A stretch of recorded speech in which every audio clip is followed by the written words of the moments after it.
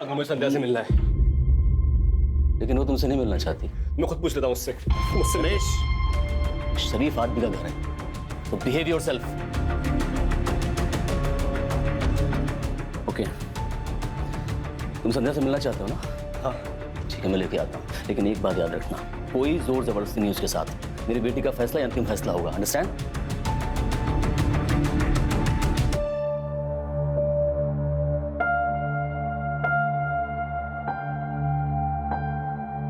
संध्या, संध्या तुम मुझसे क्यों बात नहीं कर रही हो? हमारे बीच में जो कुछ भी था ना वो खत्म हो चुका है।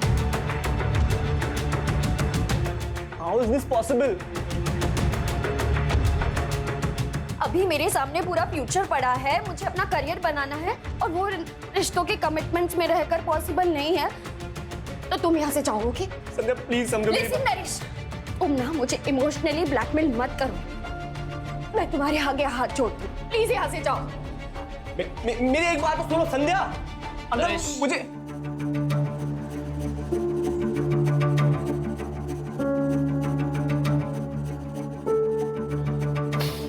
I'm sorry.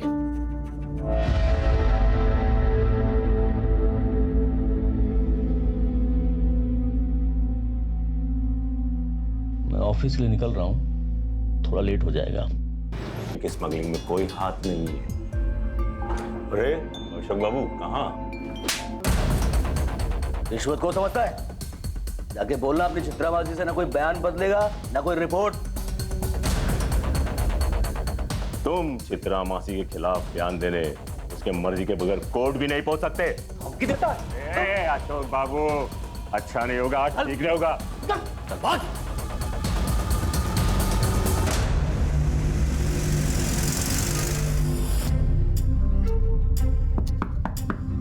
आ जाओ।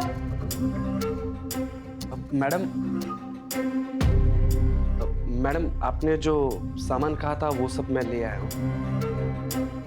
इसमें टमाटर और नमक वगैरह सब ले आया हूँ मैं, जो जो आपने कहा था।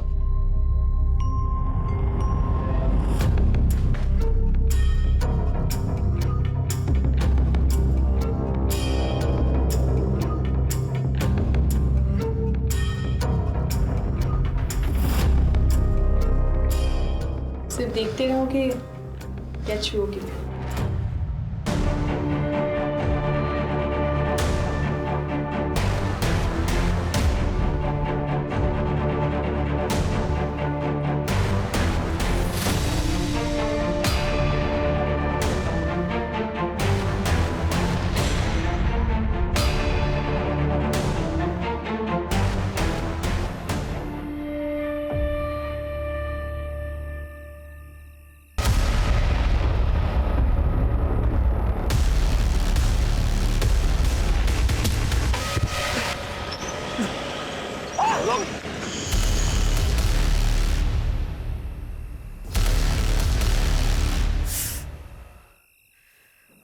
ये चोट लगी कैसे आपको? आप गिरे कैसे? हाँ, गिरता नहीं तो बचता भी नहीं, बस एक सेकंड की देरी हो जाती ना तो गाड़ी वाले ने उड़ा दिया था मुझे। शुभ शुभ बोलिए आप भी ना। तुम इतनी चिंता मत किया करो मेरी। देखिए सच बताओ, मुझे ना बड़ा डर लगा रहता है। आप पुलिस में हो, आए दिन गुंडे मवाली गैंगस्टरों से आपका पाला पड़ा रहता है, कहीं आपको कुछ हो गया तो? क्या होगा? वो 28 साल की नौकरी हो गई, 8-10 साल बचे हैं उसका रिटायरमेंट। तुम चिंता मत किया करो मेरी, ठीक है? चिंता कैसे ना करूं? पत्नी हूं मैं आपकी, प्यार करती हूँ मैं आपसे। प्यार करो ना, चिंता क्यों करती रहती? हाँ, अरे हम बाईपास पे होम मिनिस्टर साहब आ रहे हैं इनॉग्रेशन के लिए, तो आप दोनों वहाँ का बंदोबस्त देखो। जी सर। और आप दोनों मेरे साथ आओ।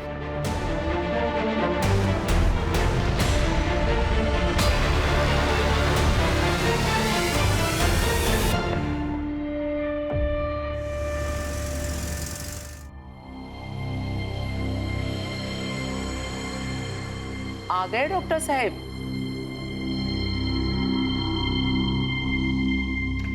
और बताओ क्या हो रहा है? एक minute. Okay, choose one card for you. फिर से?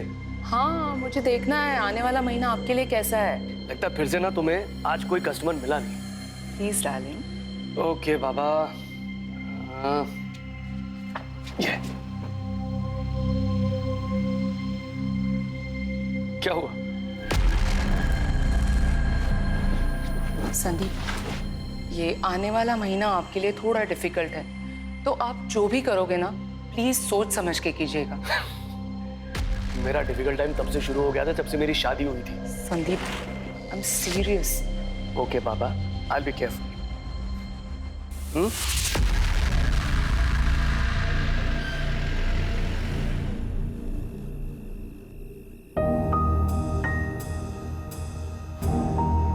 संध्या का उसने कुछ खाया कि नहीं? सो रही है वो। अरे ठीक से खाया भी नहीं।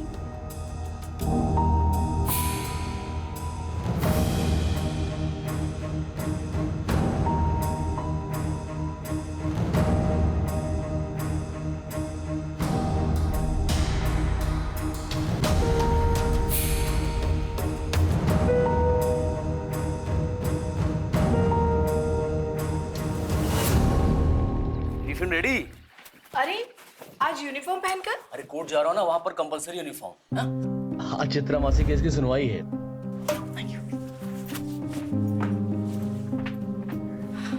दुक्का दुक्का। इधर तो कोई ऑटो दिख नहीं रहा है, कोर्ट के लिए लेट हो जाएगा।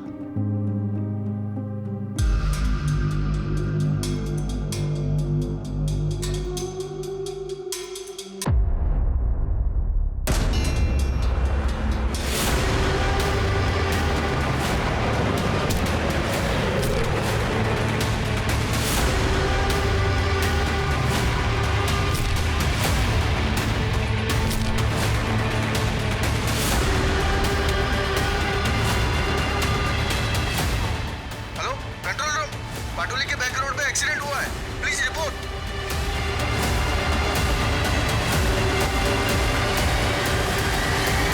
ये तो पुलिस वाले लगे।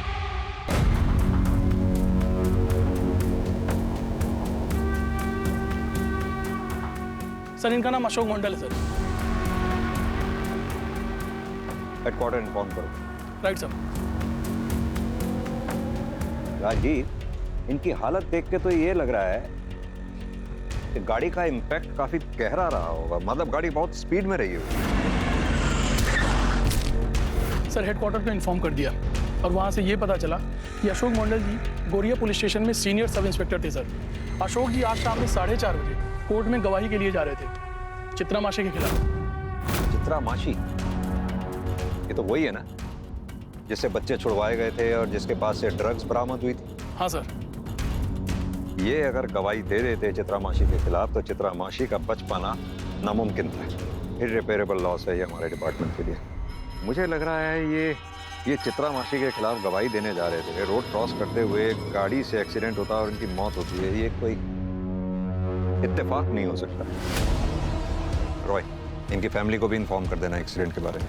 यहाँ आसपास सीसीटीवी चेक करो। तुम्हें पता है मीडिया इस केस को बहुत ज़्यादा हाइप कर देगी और उसके हाइप करने से पहले हमें यह कंफर्म कर लेना बहुत ज़रूरी है कि ये महज एक्सीडेंट है या फिर प्री प्लान मर्डर। ये आप क्या कह रहे हैं? हाँ सर, नहीं ये नहीं हो सकता।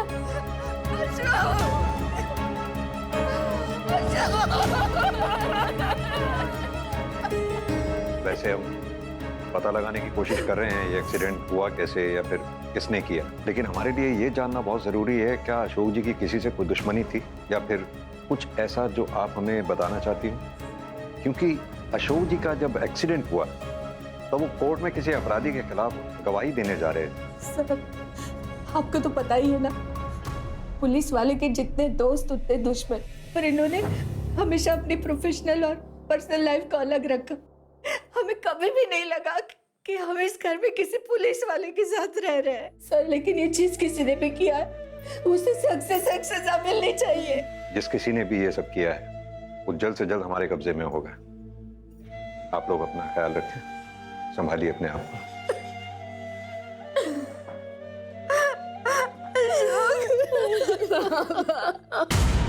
देखिए, अशोक जी की मौत का हमें भी बेहद अफसोस है, लेकिन जैसा कि आप सब लोग जानते ही हैं, हमारे प्रोफेशन में इमोशन से ज़्यादा इन्वेस्टिगेशन की अहमियत। चूंकि ये केस हमारी जुरिस्डिक्शन में हुआ है, इसकी तहकीकात भी हम ही कर रहे हैं। क्या मैं जान सकता हूँ चित्रा मासी के अलावा कोई और ऐसा हो जिसके साथ अशोक जी का झगड़ा वगड़ा हुआ हो या अशोक जी की जान को किसी से खतरा हो? नहीं सर, ज्यादातर केसेस जो झगड़े वगैरह से संबंधित थे उन्हें वो बातचीत से सुलझाने का प्रयास करते थे।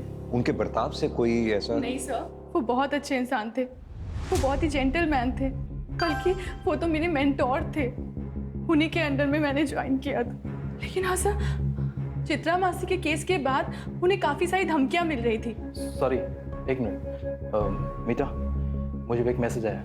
न्यू गोरी इलाके में कोई चोरी हुई है, तुम अभी मदन को साथ लेके जाओ। इंस्पेक्टर घोष तुम्हें वहीं मिलेंगे। Okay sir. जैसी कोई हमारे पास इंफॉर्मेशन आती है हम आप लोगों के साथ शेयर करेंगे।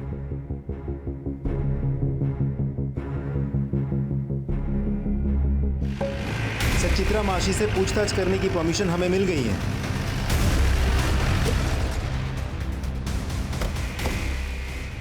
एक बार क्या बात है? आप तो मुझसे चले जा रहे हो, ये तो बताइए क्या हुआ? ए राना, छोड़ना। ये पुलिस वाले कब से गुंडों का तरीका अपनाने लग गए? जब से गुंडे शरीफों की खाल ओढ़कर बैठने लगे। मेरे घर में ऐसे जबरदस्ती घुसने का मतलब? सीनियर इंस्पेक्टर अशोक मंडल की एक्सीडेंट में मौत हो गई और हमें पूरा विश्वास है कि उसका एक्सीडेंट तुमने करवाया। अगर अशोक मंडल तुम्हारे खिलाफ बयान दे देता तो तुम्हें सालों सलाखों के पीछे रहना पड़ता। इसीलिए अशोक मंडल को कोर्ट में बयान देने से रोकना तुम्हारे लिए लाजमी हो गया था। अच्छा, तो जाके सबूत ले आइए, गवाह ले आइए मेरे खिलाफ, और उसके बाद आके मुझे लेके जाइएगा। तब तक के लिए मुझे माफ करना। राना जी मासी। इनको इज्जत से बाहर तक छोड़ के आ जाओ। चलिए चलिए।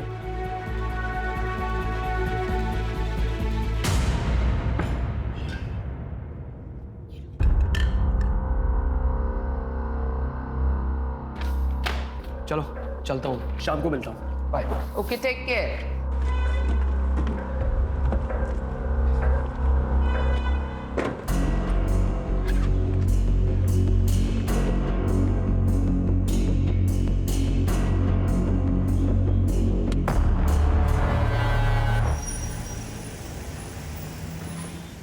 सर, अशोक जी का एक्सीडेंट जहां हुआ था वहां की सीसीटीवी फुटेजेस मिल गई हैं सर। ये देखिए। गाड़ी चलाने वाले का चेहरा साफ दिखाई नहीं दे रहा है। प्योर शॉट मर्डर है। गाड़ी पहले उड़ाती हुई आगे निकल गई। ड्राइवर ने रिवर्स गियर में डाली, वापस अशोक जी को कुचला, ये तय करने के लिए कि कहीं अशोक जी जिंदा तो नहीं बचे। इसका नंबर प्लेट दिखाना, जरा जूम करना। ब्लरी आ रहा है। लास्ट के 2 डिजिट्स 6 और 1 फिर भी विजिबल हैं। लास्ट के 2 डिजिट्स वाले जितने भी ओनर्स हैं, जितने भी इस नंबर की गाड़ी, सबसे पूछताछ करो। Right sir.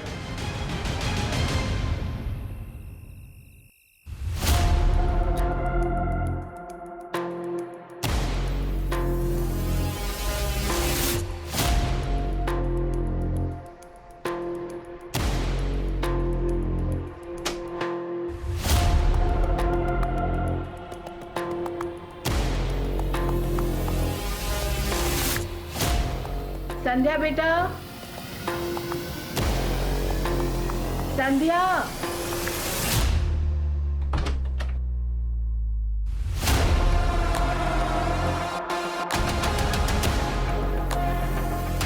ईशु ना,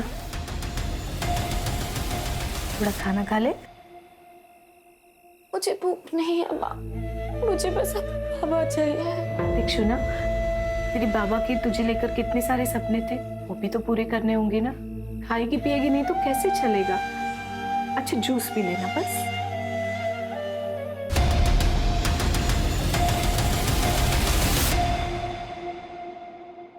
हाँ सर, जिस कार से एक्सीडेंट हुआ है वो मेरी ही कार थी, लेकिन मेरी कार चोरी हुए 3 हफ्ते हो चुके हैं।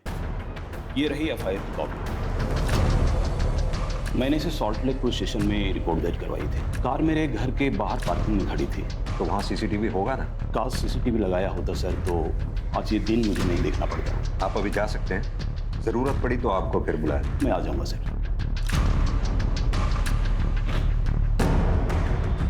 सर पोस्टमार्टम रिपोर्ट आ गई है सर। इसके अनुसार कार ने अशोक जी को 2 बार स्ट्राइक किया सर। पहली बार में राइट साइड की रिस्ट टूटी है और दूसरी बार में लेफ्ट साइड की।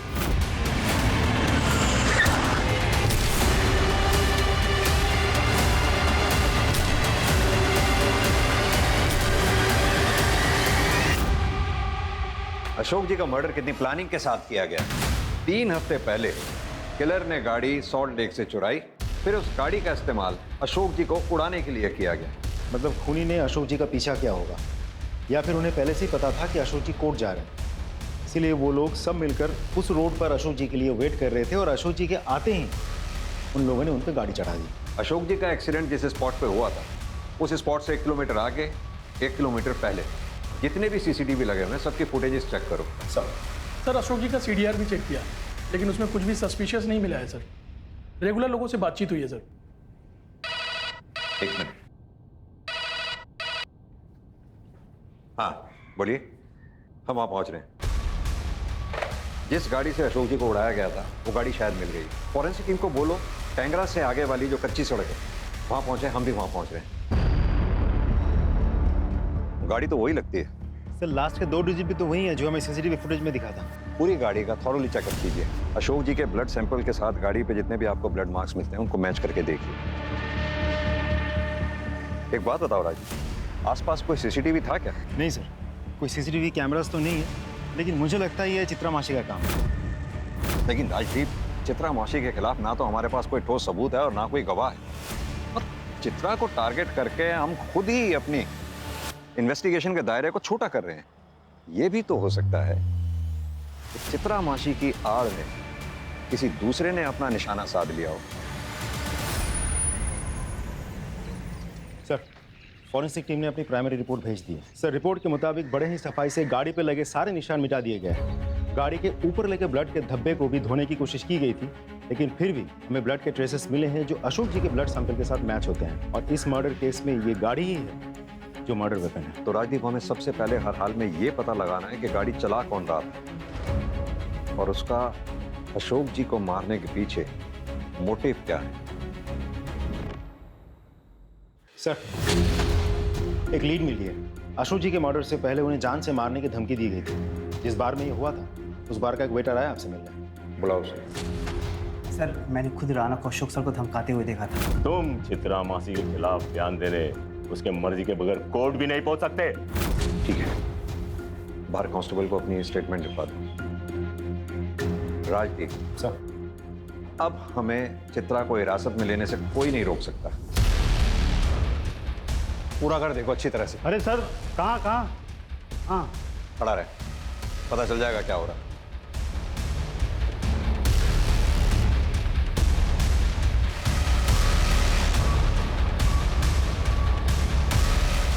कोई नहीं है सर, दोनों ही गायब हैं। ऊपर भी कोई नहीं है। कहाँ है तेरी चित्रा मासी और तेरा ये राणा? मुझे नहीं पता सर, कल रात से मैंने उन्हें नहीं देखा। लेके जाओ उसे। राजीव सर, इन दोनों के फोन ट्रैकिंग पे डालो, देखते हैं कहाँ तक भागेंगे। सर अशोक जी के एक्सीडेंट से जस्ट पहले हमने सीसीटीवी में कुछ नोटिस किया है। पता लगाओ ये कौन है। इसको पहचानते हैं आप लोग? पहले कभी नहीं देखा। नहीं सर, नहीं पहचानती सर। कभी देखा नहीं सर। नहीं सर, इससे पहले कभी नहीं देखा। ये है कौन? क्योंकि एक्सीडेंट से जस्ट पहले इसे डेंजरसली अशोक जी के पीछा करते हुए देखा गया था और उसके बाद वो गायब हो। अच्छा एक बात बताइए, क्या अशोक जी ने कभी भी ऐसा कुछ आप लोगों से शेयर किया था? बाबा वैसे भी ऐसी कोई। एक मिनट, अभी कुछ दिन पहले जब वो काम से लौटकर घर आए, उनके कंधे पर एक चोट लगी हुई थी। मैंने उनसे पूछा भी कि ये चोट कैसे लगी, तो 1 सेकंड की देरी हो जाती ना, गाड़ी वाले ने उड़ा दिया था मुझे। एक मिनट, ये कब की बात है? रूपा, निकल रहा हूं मैं। हाँ बाबा, आ रही हूँ। अपना ख्याल रखना। मुझसे ज्यादा ख्याल रखने की जरूरत आपको है। मैं डॉक्टर्स कॉन्फ्रेंस के लिए भुवनेश्वर जा रहा हूँ। इससे ज्यादा सेफ जगह ना हो नहीं सकती। बाय।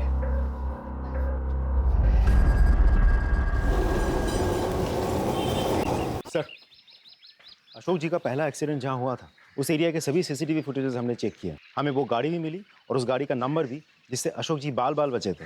लेकिन सर अनफॉर्चुनेटली वो गाड़ी का नंबर फेक है।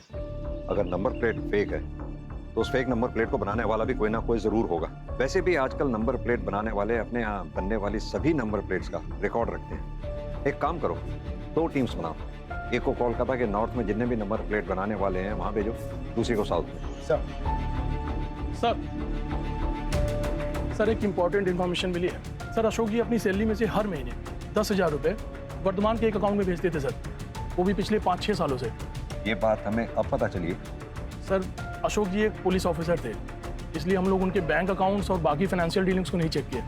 और वैसे भी उनकी डेथ ऑन ड्यूटी हुई थी सर, और हम लोग का पूरा शक चित्रा मासी पर था, इसीलिए ये बात अभी पता चली। अशोक जी की वाइफ इंदू जी से इस बारे में पता करो, शायद वो कुछ बता सके। 10,000 रुपए?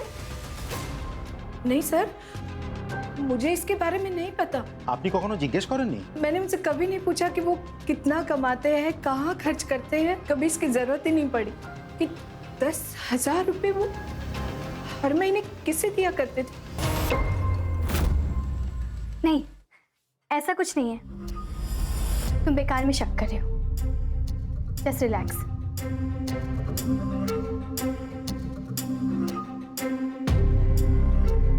तुम मेरा एक काम करोगे?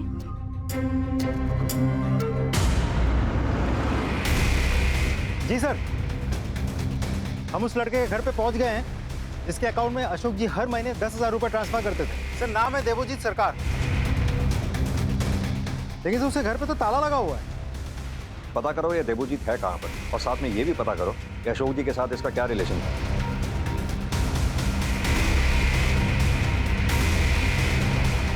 सर इस घर के ओनर है, देवोजीत इन्हीं के घर में किराए पर रहता।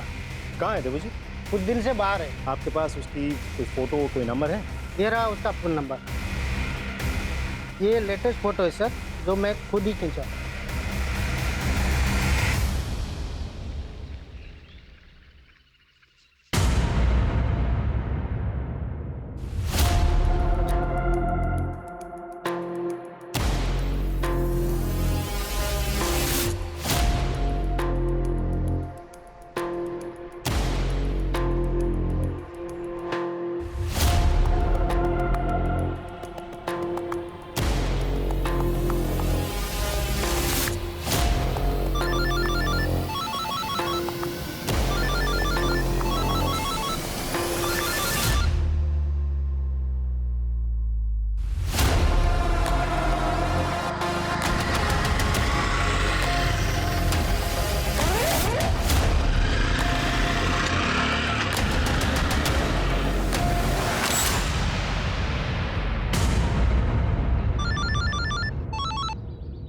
देवोजीत, मैं बालीगंज पुलिस स्टेशन से ASI महेंद्र रॉय बोल रहा हूँ। देखो तुमसे कुछ जरूरी बात करनी है। तुम इस टाइम कहाँ पर हो? एक काम करो, तुम अपनी लोकेशन। हेलो हेलो सर, इसने तो फोन काट दिया। रॉय, मुझे इसकी सारी इन्फॉर्मेशन चाहिए। कौन है, क्या करता है, दोस्त, रिश्तेदार, एवरीथिंग। कोलकाता फ़ोन करके इसके कॉल रिकॉर्ड मंगवाओ और नंबर ट्रैकिंग पर डालो।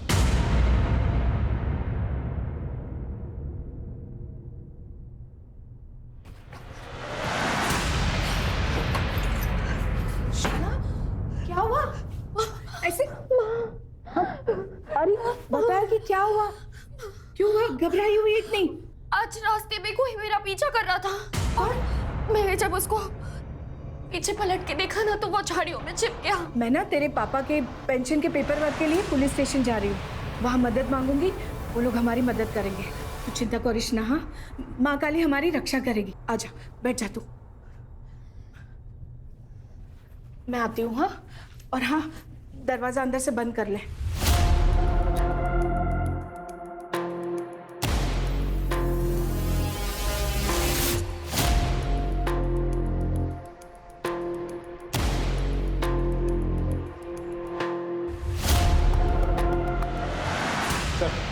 हमने देवजीत के बारे में सारी इन्फॉर्मेशन ढूंढ निकाली है। सर, देवजीत जब 15 साल का था तब उसके बाप को गोरिया पुलिस ने स्मगलिंग के जुर्म में गिरफ्तार किया था। उसका बाप राखाल छोटा मोटा स्मगलर था। बॉर्डर के उस पार से ड्रग्स लाके वो इधर बेचता था। इससे पहले सबको लगा था कि उसकी मौत इंटरोगेशन या पूछताछ की वजह से हुई थी, लेकिन बाद में ये केस जब कोर्ट गया तब मेडिकल रिपोर्ट से यह प्रूव हुआ कि उसकी मौत वीक फिजिकल कंडीशन की वजह से हुई थी। सर, उस इंटरोगेशन टीम को सीनियर इंस्पेक्टर अशोक जी लीड कर रहे थे।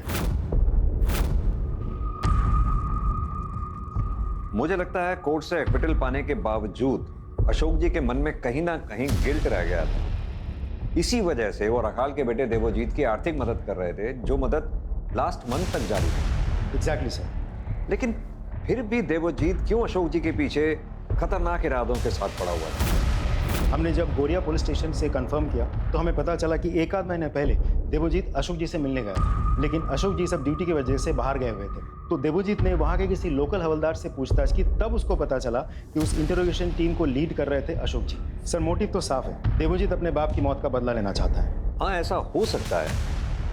वैसे भी हमने देवोजीत का फोन ट्रैकिंग पे डाला ही हुआ है।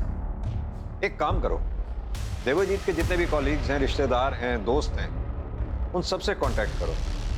उनसे कहो, हो सकता है देवोजीत किसी और नंबर से उनसे कांटेक्ट करने की कोशिश करे। अगर ऐसा देवोजीत करता है तो वो लोग हमें इन्फॉर्म जरूर करें। Is that clear? Sir.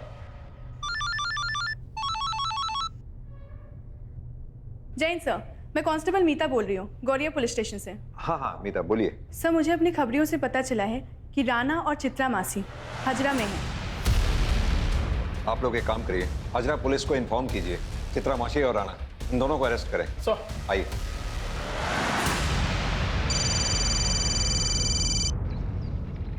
Hello hello सौंध्या जी, आमी ऑटो ड्राइवर मेजो आपकी माँ को लेके ऑटो में जा रहा था, किंतु रास्ते में उनकी तबीयत अनेक खराब हो गया। क्या? किसी भी वक्त उनको अस्पताल लेके जाना पड़ सकता है। आप इधर तारा माँ के मंदिर के पास आ जाइए। मैं अभी आ रही हूँ।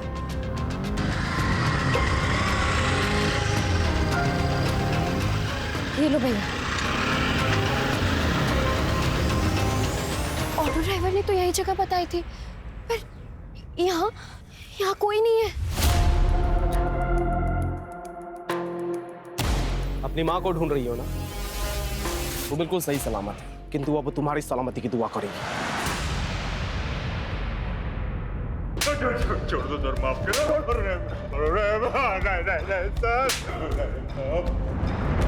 बताती हूँ, सब कुछ बताती हूँ। बोलिए।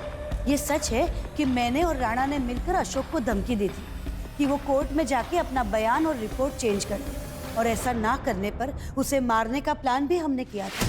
लेकिन माँ काली की कसम, ऐसा हम कुछ भी करते उसके पहले ही किसी और ने अशोक को उड़ा दिया। अशोक के एक्सीडेंट से हमारा कोई वास्ता नहीं। तो फिर तुम लोग भाग क्यों रहे थे हमसे? इसलिए कि आपको हमारे धमकियों का गवाह मिल गया था, और हम जानते थे कि इसके बाद आप हमारे साथ यही करेंगे जो अभी कर रहे हो। मीडिया वाले तो पागल की तरह हमारे पीछे पड़े थे, बिना कोई सबूत के उन्होंने हमें गुनहगार सिद्ध कर दिया था।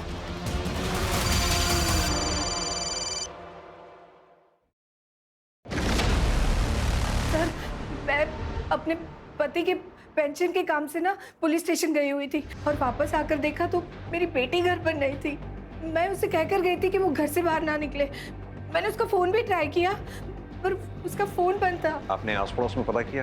देखिए सर, मुझे इतनी चिंता नहीं होती, पर वो आज बहुत दिनों बाद घर से बाहर निकली थी और एकदम घबराकर डर कर लौट आई थी। वो कह रही थी कि कोई उसका पीछा कर रहा था। आज रास्ते में? हाँ बेटा, कोई मेरा पीछा कर रहा था। इंदु जी, आपने कहा पीछा कर रहा था, संध्या ने कुछ बताया उसके बारे में? कौन पीछा कर रहा था, या उसका नाम, या फिर आपको किसी पे शक?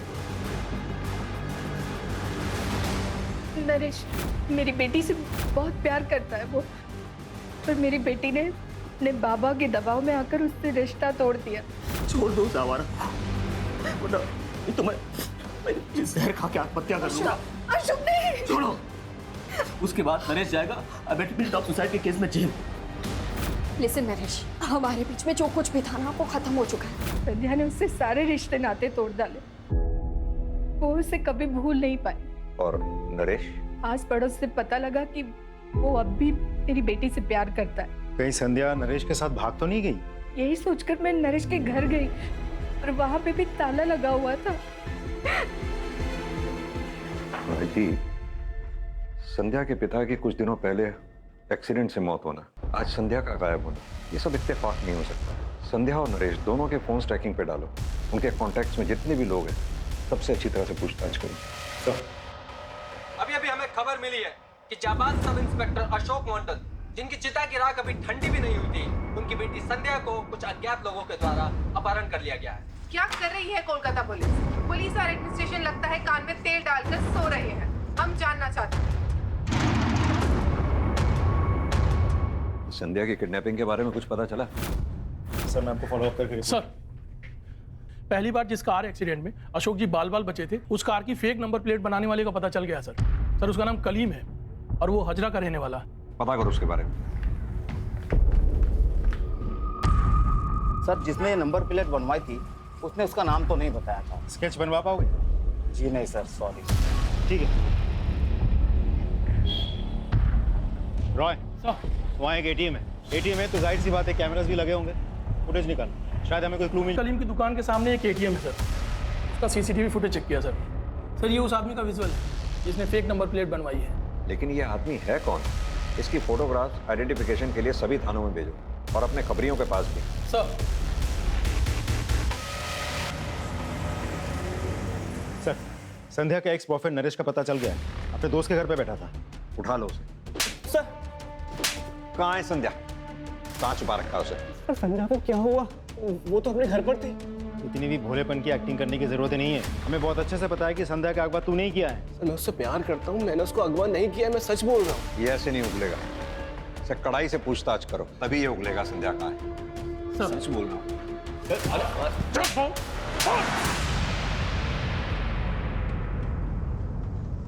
हेलो शौविक, आमी देवजित। हाँ रे बोल। थोड़ा पैसा उधार चाहिए था।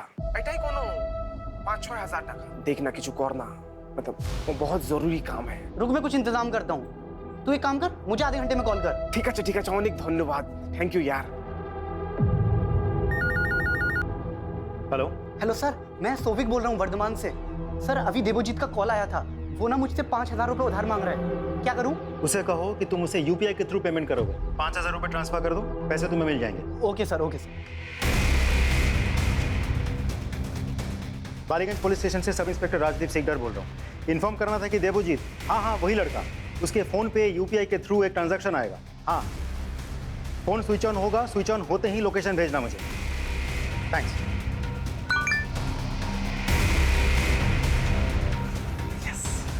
चलो। हाँ जी राजदीप बोल रहा हूँ। फोन स्विच ऑन हो गया, लोकेशन भेजिए। जी आत्मा को अनेक कष्ट पहुंचेंगे। उसकी 13वीं से पहले उसकी बेटी के साथ सुहाग रात बनाएगा।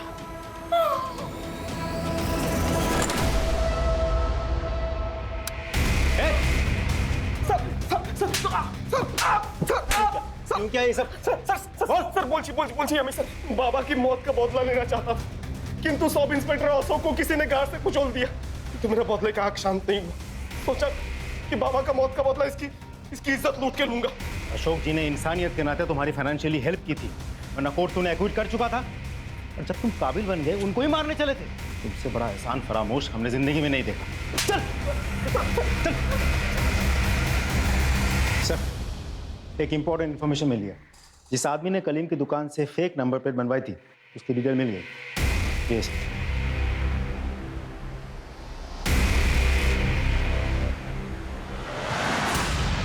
Yeah, don't worry. I'll take care of it.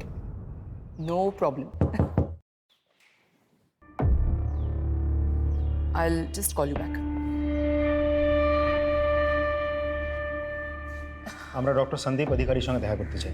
मगर वो तो भुवनेश्वर गए हैं डॉक्टर्स की कॉन्फ्रेंस के लिए। फोन लगाइए उन्हें। जी। It's switched off. कॉन्फ्रेंस में होंगे ना? कोई और जो उनके साथ गया हो, मेरा मतलब उनका कोई कॉलीग? हाँ डॉक्टर पार्थो। पार्थोदा, अमी रूपा, वो संदीप भुवनेश्वर में डॉक्टर्स की कॉन्फ्रेंस में गए हैं ना? व्हाट? वहाँ पे ऐसे कोई कॉन्फ्रेंस है ही नहीं। हाँ पर मुझे उन्होंने वही बताया था कि वो कॉन्फ्रेंस के लिए जा रहे हैं। इनफैक्ट उन्होंने मुझे एयरपोर्ट से बाहर निकल के फोन भी किया था। अच्छा ओके एक मिनट।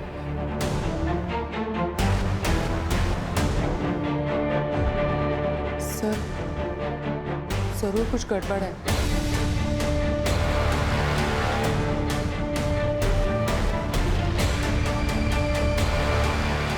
तो डॉक्टर संदीप का ऐसे अचानक गायब हो जाना हाईली सस्पिशियस है। डॉक्टर संदीप के कॉल डिटेल्स निकलवाओ, उनके कॉलीग्स, फ्रेंड्स, रिलेटिव्स, उनके कॉन्टैक्ट्स में जितने भी लोग हैं सबसे पूछताछ करो। सर हमने डॉक्टर संदीप के सभी कोलीग्स, दोस्त और रिश्तेदारों से बात की सर, लेकिन कोई भी लीड नहीं मिली सर। लेकिन सर डॉक्टर संदीप के खिलाफ मेडिकल नेग्लिजेंस का कोर्ट केस चल रहा है सर, और अगर डॉक्टर संदीप इस कोर्ट केस को हार जाते तो उनका मेडिकल प्रैक्टिस का लाइसेंस भी कैंसिल हो सकता है। पता करो ये केस किसने किया।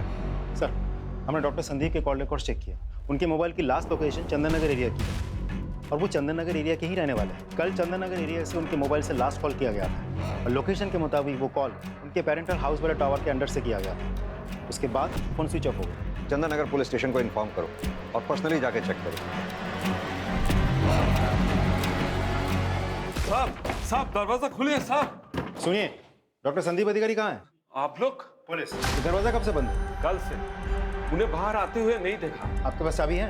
नहीं। तो फिर दरवाजा तोड़ना पड़ेगा। मालिक कैसे हो गया?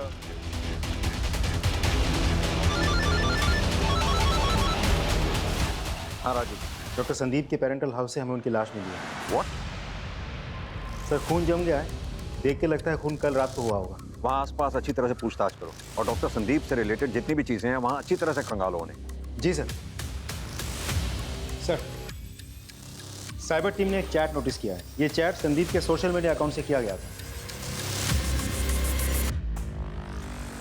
ये उसका प्रोफाइल। ये तो किसी लड़की का प्रोफाइल, यानी कि डॉक्टर संदीप किसी लड़की से रेगुलर चैटिंग करता था। एक मिनट, इसके नाम पे क्लिक करना, अकाउंट डिलीट कर दिया। साइबर सेल से कहो कि इस अकाउंट से रिलेटेड सारी जानकारी हमें दें। सर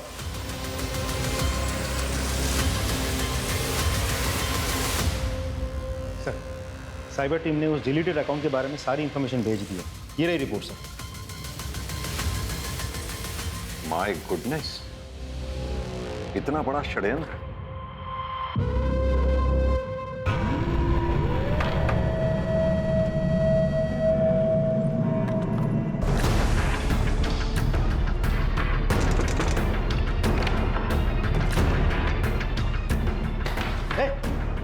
कौन है तू? भाग क्यों रहा था? गीता बड़ी देखी कुछ ये तू ही? सर इतना बड़ा षड्यंत्र, वो भी अपने सीनियर के साथ।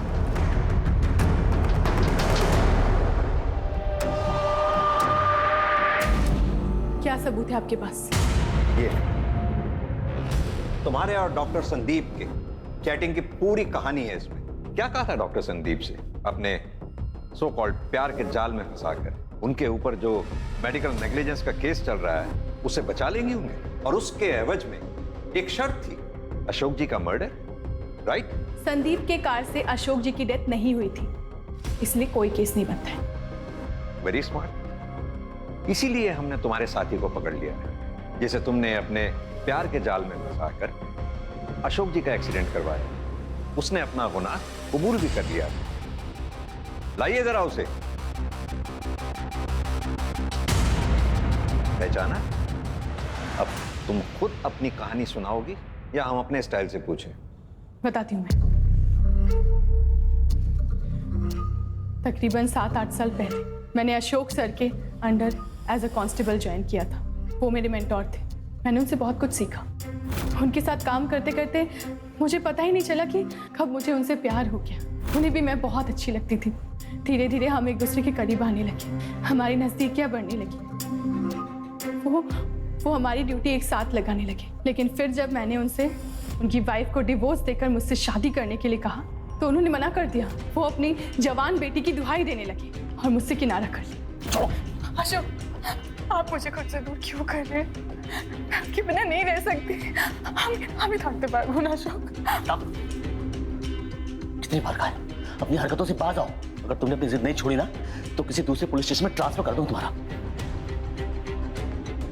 मैं बदले की आग में जल रही थी, तभी मेरी मुलाकात संदीप से हुई। मैंने उसे अपने प्यार के जाल में फंसाया। और मैंने उससे कहा कि मैं उसका वो केस सॉल्व करवा सकती हूँ, लेकिन बदले में उसे अशोक को मारना पड़ेगा। संदीप ने वैसा ही किया। उसने कोशिश की, लेकिन अशोक बच गया। संदीप ने घबरा कर मुझसे नाता तोड़ दिया। मेरी बदले की आग को शांत करना बहुत जरूरी था, इसलिए मैंने अमित को फंसाया, इसकी हवस की आग को भड़काया। जवान खून था ना, इसलिए ये मेरी बातों में आसानी से आ गया। तो मेरा एक काम करो, और मेरे ही कहने पर इसने अशोक को एक्सीडेंट में उड़ा दिया। मैं ये जानती थी कि अशोक उस दिन कोर्ट जाएंगे और किस रास्ते से। सब कुछ प्लान के मुताबिक चल रहा था, लेकिन संदीप ने अचानक मुझे फ़ोन किया। उसने कहा कि उसने अशोक की मौत की खबर अखबार में पढ़ी है। उसने मुझसे कहा कि अगर उसका नाम कहीं भी आता है तो वो पुलिस को ये कहेगा कि मैंने ये सब कुछ करवाया, और वो डर के अपने पेरेंटल हाउस चला गया। फिर मैंने अमित को कॉल करके कहा संदीप को मारने के लिए। अमित ने संदीप का गला काट दिया। शर्म आनी चाहिए तुम्हें। अपने इस सो कॉल्ड प्यार के जुनून में पुलिस की वर्दी को दागदार कर दिया। Shame on you.